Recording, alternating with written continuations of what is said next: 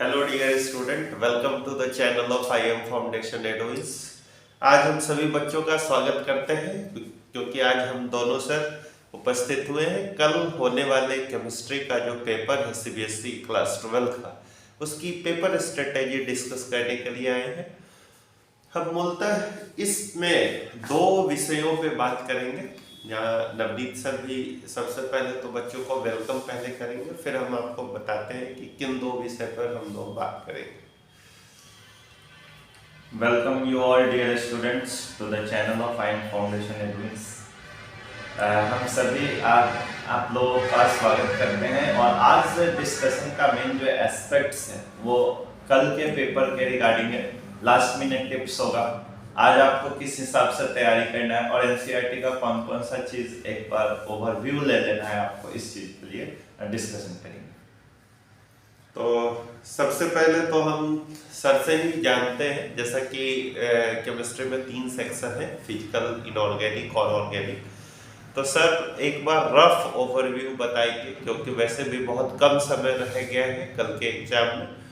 तो सर एक बार बस हम आपसे ये जानना चाहेंगे कि जितने भी चैप्टर्स आने वाले हैं कल के एग्जाम में फिजिकल केमिस्ट्री में, तो उनमें बच्चों को कौन कौन सा चीज ऐसा है जो एकदम लास्ट मिनट में एक बार नजर बच्चे दौड़ा ले उस पर। बस देखिए, फिजिकल केमिस्ट्री तो जो सब्जेक्ट है ना वो तो फुल्ली न्यूमेरिकल है, ये आपको पता है, और क्लास में भी हम लोग कराते हैं तो न्यूमेरिकल पे बहुत ज्यादा एम्फेसाइज करते हैं। आप पीवाईक्यूज भी देखेंगे तो उसमें भी लगभग न्यूमेरिकल्स ही भरे होते हैं। तो एज सच मैं ये नहीं कह सकता कि कोई पर्टिकुलर टॉपिक इंपॉर्टेंट है। जो 1/3 डिवीजन लगभग है फिजिकल का, और 1/3 डिवीजन में आप मोटा मोटी मान के चलिए ऑब्जेक्टिव में एक आध सवाल आपको दिख सकते हैं जो थ्योरेटिकल बेस होगा, और एक डेफिनेशन टाइप का क्वेश्चन।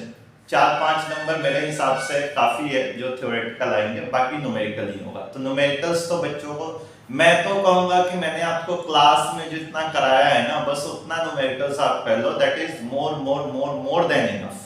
उसके बियॉन्ड आएगा ही नहीं, चांस ही नहीं बन सकता है। सर हम एक बार ये जैसे बच्चों को बताना चाहते हैं कि एनसीईआरटी जब बच्चे अभी लास्ट मिनट में जैसे टच करेंगे, ठीक है, तो वो कौन कौन से ऐसे डेरिवेशन है जो बच्चों को, जैसा कि आपने चर्चा किया कि डेरिवेशन पेपर न्यूमेरिकल होता है और बच्चों को न्यूमेरिकल पे ज़्यादा जोर देना चाहिए, तो इसलिए मैंने आपको बीच में ऑब्स्ट्रक्ट करा कि आप एक बार जरा वो डेरिवेशन बस मतलब उसको पॉइंट आउट कर देते तो बच्चों के लिए ज्यादा ही। देखो, डेरिवेशन का जहां तक है ना, तो उसमें तो एक बस जीरो ऑर्डर फर्स्ट ऑर्डर का है काइनेटिक्स में, और इलेक्ट्रोकेमिस्ट्री में ई सेल का नेक्स्ट इक्वेशन है, बस वही है डेरिवेशन का, और तो डेरिवेशन का कोई एस्पेक्ट नहीं है, बाकी फुल्ली कैलकुलेशन बेस्ड होगा। आपको मैं बस ये कहूंगा फॉर्मूला सारा याद कर लो, क्योंकि फिजिकल के एज सच जो न्यूमेरिकल्स आएंगे वो कंप्लीटली फॉर्मूला बेस्ड होंगे, तो फॉर्मूला आप सारा आज देख लो। एक चीज मैं जरूर कहूंगा कि जो 4-5 नंबर थ्योरेटिकल क्वेश्चन है उसमें डिफाइन वाले आएंगे, डेफिनेशन बेस्ड या डिफरेंशिएट बेस्ड, जैसे मैं नाम ले ही लेता हूँ। सॉल्यूशन चैप्टर में आपको 3 ही चैप्टर पढ़ना है, solution, electrochemistry and chemical kinetics. तो सॉल्यूशन में पहले बात कर लेते हैं। सॉल्यूशन में आप जितने भी कंसंट्रेशन टर्म है, मोलैरिटी, मोलैलिटी, मोल फ्रैक्शन, ये आप देख लो, इनके डेफिनेशंस और फार्मूला याद कर लो, बस काफी है। करे भी हो गया। हेनरीज लॉ, हेनरी लॉ का एप्लीकेशन एनसीईआरटी में 3 एप्लीकेशन दिया है, स्कूबा डाइवर्स का, और जो पहाड़ों पे चढ़ते हैं उनका, उनको नौसिया का प्रॉब्लम आता है, और एक सर्वाइवल ऑफ एक्वेटिक एनिमल्स का केस है। तो ये 3 इंपॉर्टेंट एप्लीकेशन देख लेना है। रॉल्ड्स लॉ का एक्सप्रेशन देख लेना है, रॉल्ड्स लॉ क्या है ये देख लेना है। Colligative property and its type, these are very important, ये तो आएगा ही आएगा, समझो मैक्सिमम चांस है। आइडियल और नॉन आइडियल सॉल्यूशन में डिफरेंस, बस सॉल्यूशन चैप्टर में इतना काफी है। चलिए आप चलते हैं इलेक्ट्रोकेमिस्ट्री के ऊपर। इलेक्ट्रोकेमिस्ट्री में आपको गैल्वेनिक इलेक्ट्रोलिटिक सेल देख लेना है, फंक्शन ऑफ सॉल्ट ब्रिज देख लेना है, और एनसीईआरटी में केस बना रखा है कि सर डैनियल सेल होता है, उसका वोल्टेज 1.1 वोल्ट होता है, तो अगर उससे ज्यादा हो या कम हो अपोजिंग वोल्टेज तो क्या होगा, उसका पूरा कुछ डिस्क्रिप्शन लिख रखा है, उसको एक बार ओवरव्यू ले लेना है। नॉइस्ट इक्वेशन आपको अच्छे से कर लेना है। फैराडेज लॉ ऑफ इलेक्ट्रोलिसिस, इसका लॉ दोनों देख लीजिएगा, बस मूलतः तो यही है इलेक्ट्रोलिसिस में। और मेन है मोलर कंडक्टिविटी एंड कंडक्टिविटी। इसके सवाल भी आते हैं। मोलर कंडक्टिविटी में आपको कोलेरॉस लॉ वेरी इंपॉर्टेंट है। वीक इलेक्ट्रोलाइट स्ट्रॉन्ग इलेक्ट्रोलाइट का ग्राफ भी दे रखा है। मैं एक और चीज यहाँ पे कहूंगा कि ग्राफ आपको सारे देख लेने हैं, हेनरीज लॉ के, कंडक्टिविटी के और केमिकल काइनेटिक्स में भी सारे ग्राफ आपको देख लेने। केमिकल काइनेटिक्स में अगर बात करें तो केमिकल काइनेटिक्स में तो क्वेश्चन के ख्याल से कहूँ तो फर्स्ट ऑर्डर का time calculation that is very important. और एक आपको ln(k2/k1) वाला है जो एक्टिवेशन एनर्जी का, उसको आपको देख लेना है, रेट कांस्टेंट और एक्टिवेशन एनर्जी। बाकी उसमें भी डेफिनेशन आप देख लीजिएगा, मैंने क्लास में बता रखा है कौन कौन सा डेफिनेशन इंपॉर्टेंट है। एनसीईआरटी में जो है केमिकल काइनेटिक्स में फिर से नाम ले देता हूँ, activation energy, effective collision, Arrhenius factor, rate determining step, elementary non elementary reaction, these are importants. इसको आप देख लीजिएगा। Factors affecting rate of reaction, इसके भी सवाल आने के चांसेस बहुत ज्यादा है। तो यही सब है बस। ओके, नेक्स्ट अगर हम बात करें, जैसे सर ने तो चैप्टर वाइज सारे इंपॉर्टेंट टॉपिक्स बता दिए हैं बच्चों, ताकि बच्चों को बहुत ज़्यादा सहूलियत हो। और मेरा भी यही कहना रहेगा कि फिजिकल केमिस्ट्री में कम से कम, जैसे लास्ट मोमेंट में बच्चा ये कंफ्यूज जो रहते हैं कि हमें क्या देखना चाहिए क्या नहीं, तो सर ने जो बातें बताई वो काफ़ी इम्पोर्टेंट है।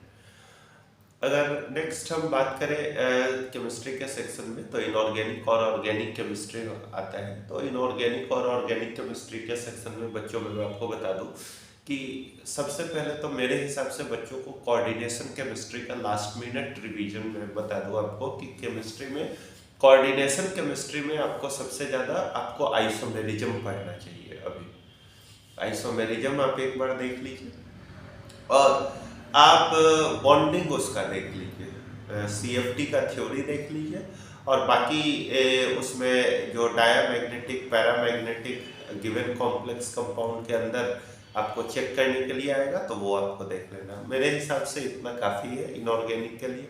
बाकी D और F में बात करेंगे तो आप कुछ का physical property, overall periodic trend आप पढ़ लीजिए।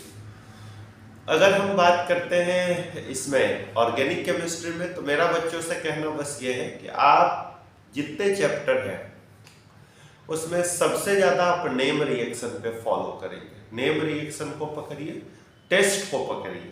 जैसे अल्कोहल में है Lucas test, aldehyde ketone carboxylic acid में है फेलिंग और वो टॉलेंस टेस्ट। तो ये सब चीज़ों को पकड़िए। फिर वैसे ही अमाइंस में भी कुछ टेस्ट है, इधर अल्काइल हैलाइड में भी एक है टेस्ट ऑफ अनसैचुरेशन का, Br2-NaCl4 टेस्ट। तो ये सब आप देख लीजिए, काफ़ी इंपॉर्टेंट है। एसन रिएक्शन मूलतः देख लीजिए। जितने नेम रिएक्शन है बच्चों वो काफ़ी इंपॉर्टेंट है। तो मेरा ऑर्गेनिक केमिस्ट्री के रिगार्डिंग और इनऑर्गेनिक केमिस्ट्री के रिगार्डिंग ये सजेशन रहेगा। और एक और क्वेश्चन जो काफ़ी, आप पास्ट ईयर का क्वेश्चन देखेंगे तो आपको बहुत ज़्यादा उसमें रिपीटेड वो चीज़ मिलेगा, वो यही मिलेगा सर, आमतौर पे सॉल्युबिलिटी, डेंसिटी और मेल्टिंग पॉइंट, बॉइलिंग पॉइंट से क्वेश्चन आता है ना। उसका कारण भी रहता है ड्यू टू हाइड्रोजन बॉन्डिंग, जो आप देखिएगा उसमें। तो ओवरऑल यही आपका पेपर रहेगा ऑर्गेनिक, इनऑर्गेनिक और फिजिक्स का। पेपर जो आएगा बच्चों, ऑब्जेक्टिव भी है 20, और उसके बाद उसमें सब्जेक्टिव पेपर है। तो हम लोग के हिसाब से तो बच्चों को पहले सर सेक्शन ए ही पहले ऑब्जेक्टिव करना चाहिए। मैं तो यही कहूंगा कि आप पहले ऑब्जेक्टिव करें, देन 2 मार्क्स, और केस स्टडी क्वेश्चन पहले कर लेना चाहिए मेरे ख्याल से। केस स्टडी क्वेश्चन के लिए हम लोग भी सलाह देंगे, मैं भी सलाह दूंगा कि केस स्टडी काफी इंपॉर्टेंट है, तो बच्चे केस स्टडी करें। केस स्टडी के बाद सर लॉन्ग आंसर, पहले लॉन्ग आंसर, हाँ, जो सेक्शन हम लोग पहले जो पैटर्न अडॉप्ट कर रखे हैं ना फिजिक्स के पेपर, लॉन्ग आंसर केमिस्ट्री में दैट विल हेल्प। बिल्कुल, लॉन्ग आंसर के बाद आप सेक्शन सी, बस इतना अगर आप कर लेते हैं तो ये काफी होगा। तो सर कल के लिए एक बार all the best. All the best बच्चों। बस आप यही वीडियो देख लीजिए बस, और एक बार एनसीईआरटी पकड़ के अभी जितना बताया बस उतना कर लो। बिलीव अस, बहुत हेल्प मिलेगा आपको इससे। ओके, थैंक यू बच्चों, ऑल द बेस्ट।